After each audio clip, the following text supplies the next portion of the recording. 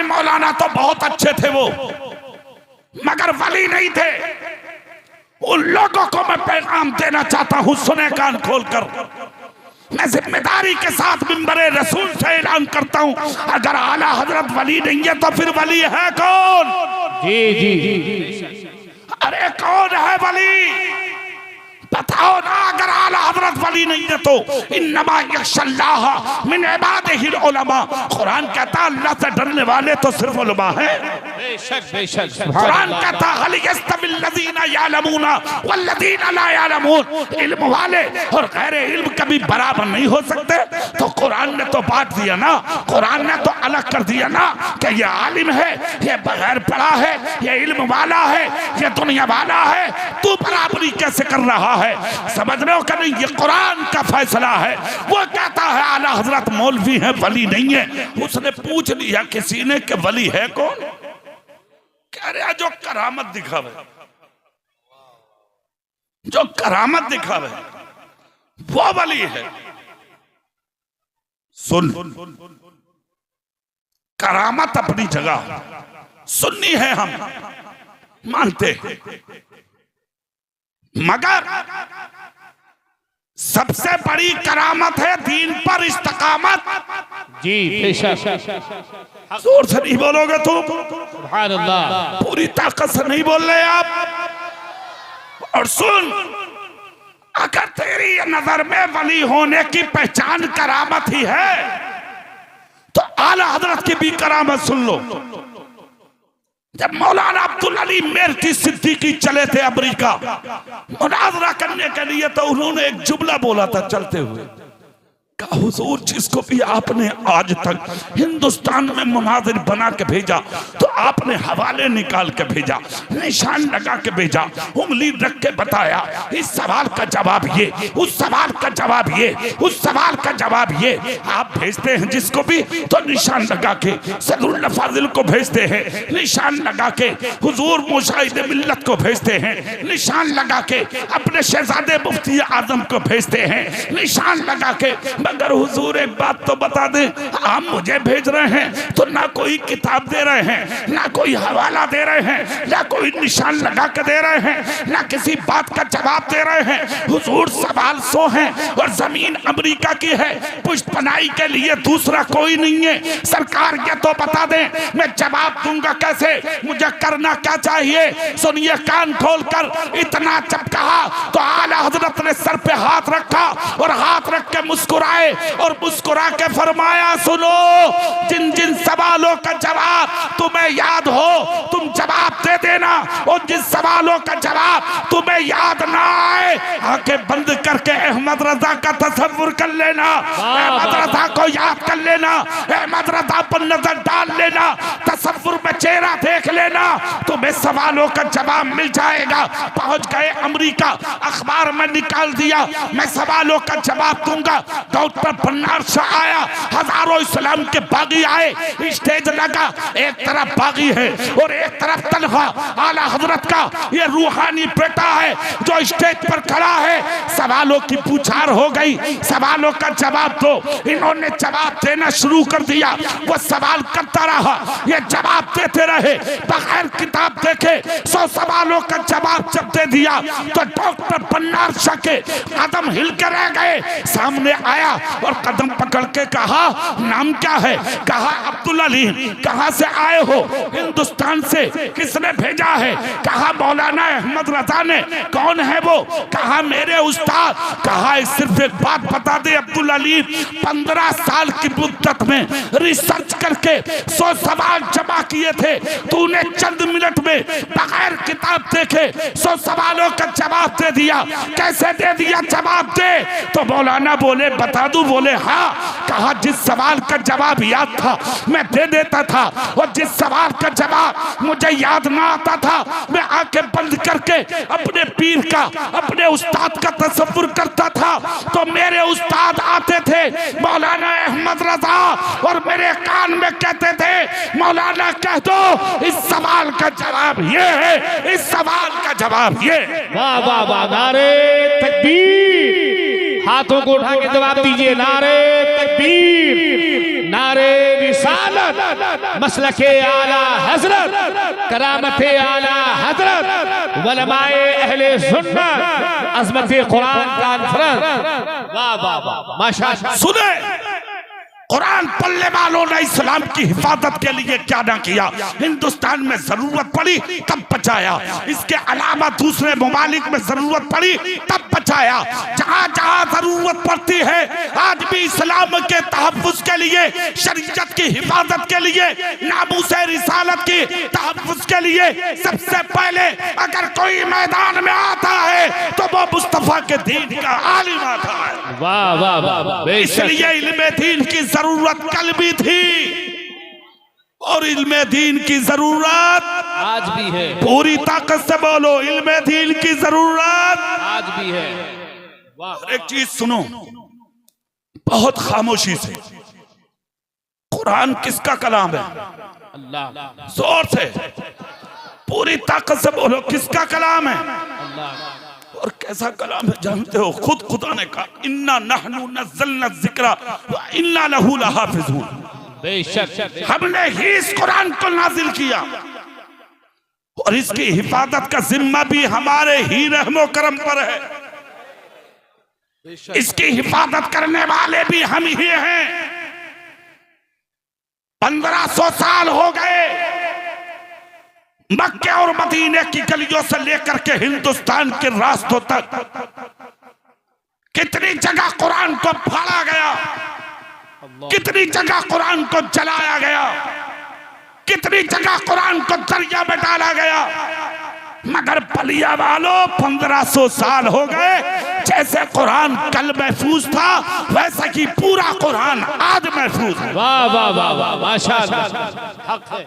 जितनी मुखालफत हो रही है कुरान की, हर साल मदरसों से उतने ही हाफिज निकल के आ रहे हैं। क्या बात है भाई, वाह वाह। जोर से नहीं बोल रहे, जोर से नहीं बोल रहे। सुभान अल्लाह। आज भी हिफाजत हो रही है, सुबह क़यामत तक हिफाजत होती रहेगी और किसी की हिम्मत नहीं है जो कुरान का बाल पीका भी कर सके। जानते हो वो कैसे? एक नुक्ते को भी नुकसान पहुंचा सके। ये बहुत बड़ी ताकत मैदान में आई थी। जमाना इमाम अहमद बिन हम्बल का था, जिसने कहा था इमाम अहमद बिन हम्बल से, लिखो कुरान मखलूक है। और उस ताकत का मतलब क्या था? कहा जब ये कुरान को मखलूक कह देंगे तो मखलूक को तो मिटना है, और अगर कुरान को कलाम बोलेंगे तो कलाम मिटने वाली चीज नहीं है, उसको बाकी रहना है। इसलिए वो लिखवाना चाहता था इमाम अहमद बिन हम्बल से, मगर क्या इंसान थे खुदा की कसम मुसलमान। कहा कुरान मखलूक नहीं है, कुरान अल्लाह का कलाम है कौले मोहब्बत कौले खुदा।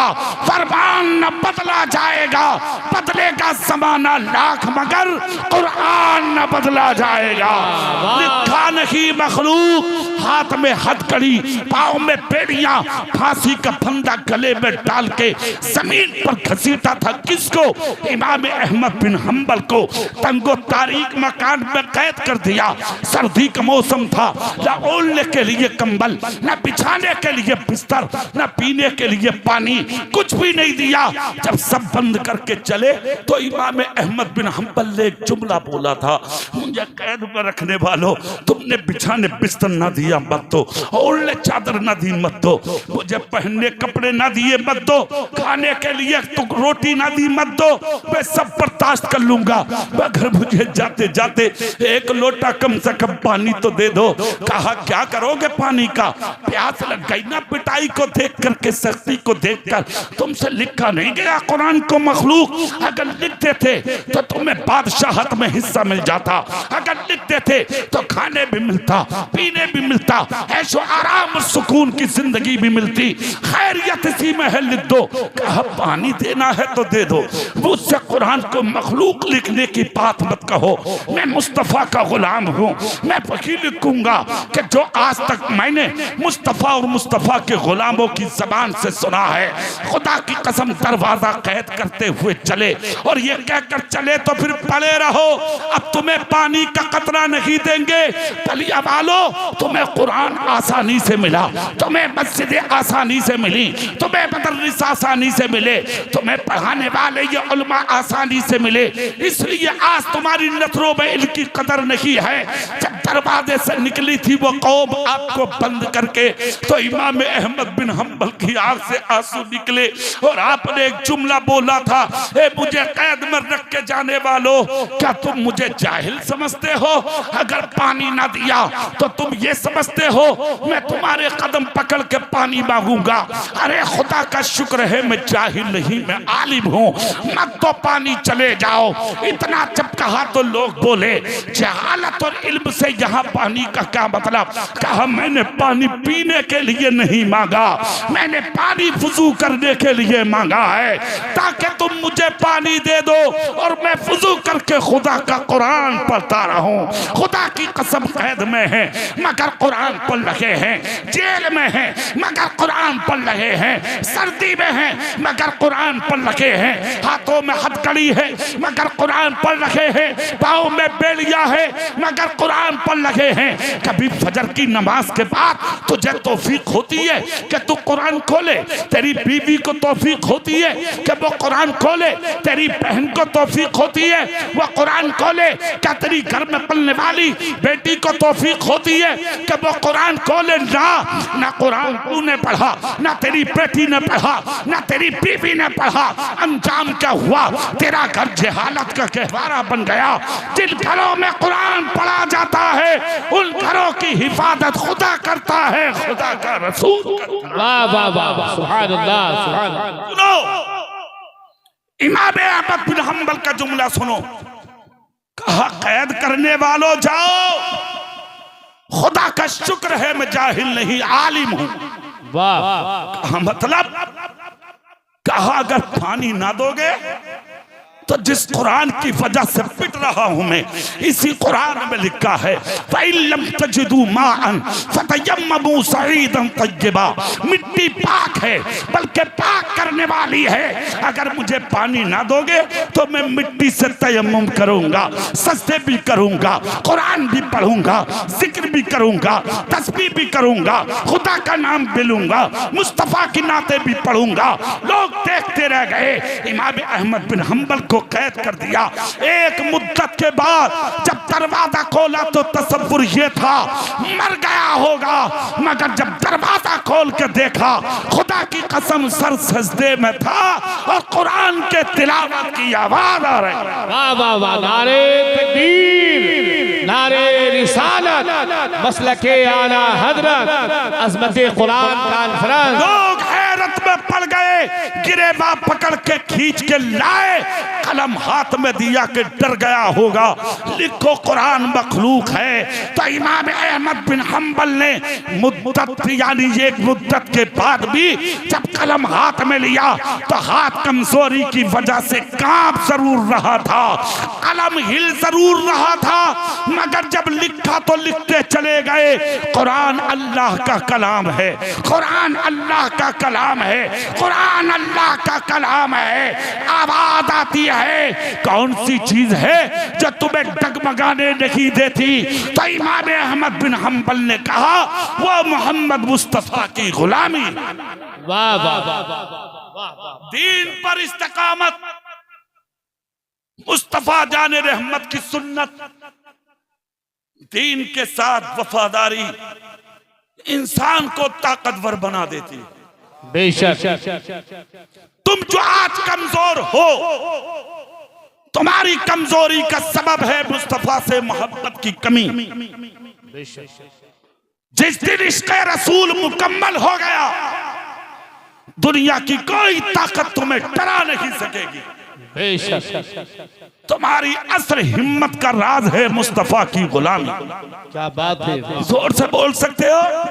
तकरीर खत्म कर रहा हूं इन जुमलों के साथ। मुस्तफा की गुलामी, तुमने जब तक गुलामी के हार अपने गले में डाले थे, तुम हुकूमत करते थे, तुम बादशाहत करते थे, तुम दुनिया पर अदल की यानी कि तस्वीर लेकर जमाने पे घूम रहे थे। मगर जिस दिन से तुमने अपने नबी से प्यार कम किया, इश्क कम किया, मोहब्बत कम की, उसी दिन से तुमने दुनिया के अंदर, जानते हो तुम्हारा अंजाम क्या हुआ? अपनी आंखों से अपने आप को झुकता हुआ देखा, जमीन पर गिरता हुआ देखा। खुदा की कसम, कुरान सुनना शुरू तो कर दे, कुरान पढ़ना शुरू तो कर दे, बड़ी बड़ी ताकतें इसके सामने झुक जाती है और उनकी जबानों में ताले लग जाते हैं। आज से 1500 साल पहले की तारीख पर इस्लाम के कट्टर दुश्मन अबू जहल की टीम ने जिस आदमी को ताकतवर समझ के तलवार दी थी तुम्हारे मेरे नबी को कत्ल करने के लिए, उस दुश्मन का नाम है उमर बिन खत्ताब। जब नबी के कत्ल का इरादा करके चले 3 मर्तबा, 2 मर्तबा वापस, तीसरी मर्तबा जब भागे तो चेहरा सुर्ख था। एक शख्स ने पूछा उमर कहां चले? कहा उनको कत्ल करने जा रहा हूं। कहा सुनो, बाद में कत्ल करना अब्दुल्ला के बेटे मोहम्मद को सल्लल्लाहु अलैहि वसल्लम। पहले अपनी बहनोई की खबर लो, अपनी बहन की खबर लो, वो भी तो उसी नबी का कलमा पढ़ के मुसलमान हो गए, उनके भी तो घर में कुरान पढ़ा जा रहा है। कागज इजाद नहीं हुआ था उस जमाने में, कुरान यकजा नहीं था उस जमाने में, कुरान के नुस्खे थे उस जमाने में। जैसे जैसे नाजिल होता था वैसे ही चमड़े पे कुरान लिखा जाता था। खुदा की कसम, नुस्खे रखते थे लोग और उसी को पढ़ते थे लोग। उमर की बहन भी पढ़ रही थी, बहनोई पढ़ रहे थे। उमर की डर की वजह से दरवाजा बंद था। गुस्से में उमर ने ठोकर मारी, दरवाजा तोड़ दिया। बहन ने उठाया, कुरान छुपा दिया, सहन में आके खड़ी हो गई। बहनोई तो निकल के डर की वजह से भाग गए, मगर बहन सामने खड़ी रही। उमर ने बाल पकड़े, चोटी पकड़ के जमीन पर झुकाया और बहन की कमर में लात मारी, सीने पे घूंसा मार के गिरा दिया। बहन ने कहा खता बता दे उमर। कहा कुरान पढ़ती है, जिस नबी को मैं कत्ल करने जा रहा हूं उसका कलमा पढ़ के मुसलमान हो गई है। अरे बताना, दिखा ला के मेरे हाथों में रख, क्या है वो कुरान? इतना जब कहा तो बहन ने दुश्मन की आंखों में आके डाल के कहा उमर क्या बोल रहा है? तेरे हाथों पर ला के कुरान रख दूं? तो सुन उमर, जिस माँ का दूध तूने पिया है उसी माँ का दूध मैंने पिया है। तेरी बहन हूं, तेरी बहन, कलेजा निकाल के तेरे हाथों पर डाल सकती हूँ, मगर नबी के सर पर नाजिल हुआ कुरान तेरे नापाक हाथों पर नहीं रख सकती। इतना देखना और सुनना था। उमर बोले तो फिर दिखा दे। वाह वाह वाह, दिखाऊंगी भी नहीं तो उमर बोले तो फिर पढ़ के सुना दे। क्या बात है, अरे हाँ सुना दूंगी। कहा सुना? तो सूरे तोहा की 3 आयतें पढ़ी थी बहन ने। खुदा की कसम उमर भाग पड़े। कहा जा रहे हो? बोले कत्ल करने। अगर सुनो असल क्या है। खुदा की कसम उमर मेरे नबी की मुराद है, बेशक उमर मुराद है, मुराद नबी की। चले कत्ल करने। बीच में बैठे थे मुस्तफा, जैसे सितारों के बीच में चांद। क्या बात है। सामने अबू बकर खड़े हैं, इधर नबी बैठे। उमर आ गए सामने से। अबू बकर की नजर पड़ी, देखकर बोले उमर आ रहा है, आका दुश्मन है, इरादे ठीक नहीं है, मगर मेरे नबी से ज्यादा कौन जाने। मुस्कुरा के कहा उमर देखते रहो, आने दो, इसलिए कि मेरा रसूल जानता था कि मेरी मुराद है उमर। पूरी ताकत से बोलो, जोर से बोलो, मेरी मुराद है उमर। अरे आने तो दो।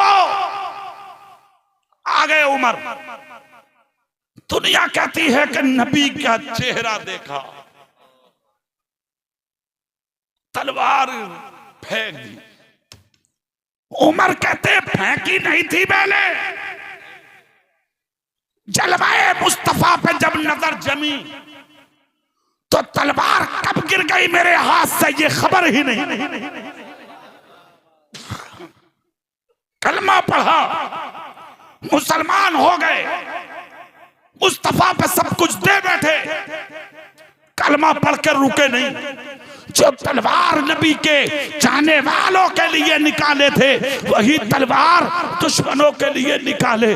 मक्के में घूमे, अबू जहल के दरवाजे पे कलमा पढ़ा, अबू लहब, उतबा, शेबा, उमैया, जबल अबी कुवैस की चोटी, हर जगह कलमा पढ़ते फिर रहे हैं उमर। मगर किसी की हिम्मत थी जो नजर मिला ले? खामोश। पहली मर्तबा खुल के हरम में नमाज हुई, उमर बोले हमारा दीन सच्चा, कुरान सच्चा, इस्लाम सच्चा, नबी सच्चा, तो छुप के इबादत क्यों? इबादत खुल के हो। ये कुरान की सच्चाई है। चंद आयतें सुनी थी कुरान की, खुदा की कसम गुस्सा मोहब्बत में तब्दील हो गया। यह कुरान है। आज भी अगर तुम पढ़ना शुरू कर दो, घरों में बलाएं टल जाएंगी, मुश्किलें दूर हो जाएंगी, घर के अंधेरे नूर में तब्दील हो जाएंगे। सुनो, फिर वही आओ जो बात चल रही थी और बात मुकम्मल करें। 100 सवालों का जवाब दिया था मौलाना अब्दुल अलीम मेरठी ने। अमेरिका में इस्लाम धीरे धीरे फैलना शुरू हुआ था अब से 100 साल पहले। सबसे पहले इस्लाम का काम उस जमाने में किसने किया? आला हजरत के गुलामों ने। इंग्लिश पढ़कर गए, इसलिए हमारे मदारिस के तलबा को चाहिए खाली हाफिज बन के घरों में ना बैठे, इंग्लिश पढ़ें, हिंदी पढ़ें, संस्कृत पढ़ें, गणित सीखें और यूनिवर्सिटी की तरफ रुख करें। डॉक्टर, मास्टर, इंजीनियर, प्रोफेसर, वकील बन के अपने घरों में दाखिल हो, ताकि दुनिया समझ जाए कुरान पढ़ने वाला सिर्फ हाफिज ही नहीं होता, कुरान पढ़ने वाला प्रोफेसर भी होता है, इंजीनियर भी होता है, वो वकील भी होता है। अपने बच्चों को कुरान पढ़ाइए, मदारिस को तक़वियत दीजिए, अपनी मसाजिद के आइम्मा की इज्जत कीजिए, मदारिस में पढ़ाने वालों को इज्जत दीजिए और इस पढ़ने वाले बच्चों की कद्र कीजिए। यही वो लोग हैं जिनके ताल्लुक से नबी ने कहा था उलमा हमारे वारिस हैं।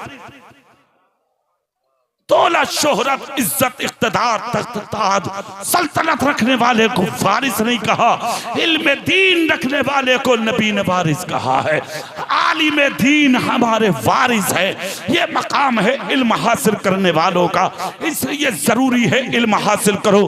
और दूसरा एक पैगाम लेते चले जाओ। जलसे में नबी ने कहा था तलबुल इल्म फरीदतुन अला कुल्ले मुस्लिम व मुस्लिमा, इल्म दीन का हासिल करना हर मुसलमान मर्द औरत पर फर्ज है। अपने बच्चों को जहां कुरान सिखाते हो वहां अपनी बेटियों को भी इल्म दीन सिखाओ। और एक ऐलान चलते चलते ये भी सुनो, जरूरी नहीं है कि अपनी बच्चियों को पूरी आलिमा बनाएं, आप नहीं, वह आपकी मर्जी है। अगर इसका बचपन है बचपन, तो इस बच्ची को आलिमा बनाइए। और अगर ये जवान हो गई है, शादी के करीब है, तो इसको किसी हाल में भी मदरसे में मत छोड़िए, वक्त पर शादी कीजिए और सिर्फ इतना इल्म सिखाइए इसे, ताकि ये हराम को पहचाने, हलाल को पहचाने, पाकी को पहचाने, नापाकी को पहचाने। बाप को कैसे समझा जाएगा, सास ससुर को कैसे समझा जाएगा, बाप के घर कैसे रहूंगी, ससुराल में कैसे रहूंगी, इतना इल्म सीखना बच्ची पर फर्ज है, ताकि अपने अकीदे और ईमान की हिफाजत कर सके। बच्चों को भी पढ़ाएं, बेटियों को भी पढ़ाएं। जितना बेटों से मोहब्बत, उतना ही अपनी बेटियों से मोहब्बत करें। अपने मदारिस का ख्याल रखें, मसाजिद का ख्याल रखें। दूसरी चीज, मिलजुल के जिंदगी गुजारे मुसलमान। अगर कोई हिंदू भी है, गैर मुस्लिम भी है, तो किसी को नाजायज सताने की कोशिश हरगिज ना करें, इसलिए कि तुम्हारा धर्म, तुम्हारा मजहब किसी को सताने की या टारगेट या उसको टॉर्चर करने की इजाजत नहीं देता। तुम्हारा नबी और तुम्हारे नबी का दीन किसी को झुकाने की इजाजत नहीं देता। तुम्हारे नबी की शान तो यह है कि गरीब को रोता देखा था नबी ने, मुसलमान नहीं था, गैर मुस्लिम था। नबी ने जाके पूछा क्यों रो रहे हो? उसने कहा मैं आपको जानता तो नहीं, मगर मक्के में किसी ने पूछा नहीं मैं क्यों रो रहा हूँ। नबी बोले मुझे तो बता दो। तो उसने कहा आपका चेहरा लग रहा कि मेरा साथ दोगे। उस शख्स ने कहा इसलिए रो रहा हूँ कि मक्के में जो अबू जहल है ना, मैं उसके यहाँ मजदूरी करता था। आज मांगने जाता हूँ पैसा तो वो मुझे गालियां देता, जलील करता, मेरे सीने पे ठोकर मार के घर से भगाता।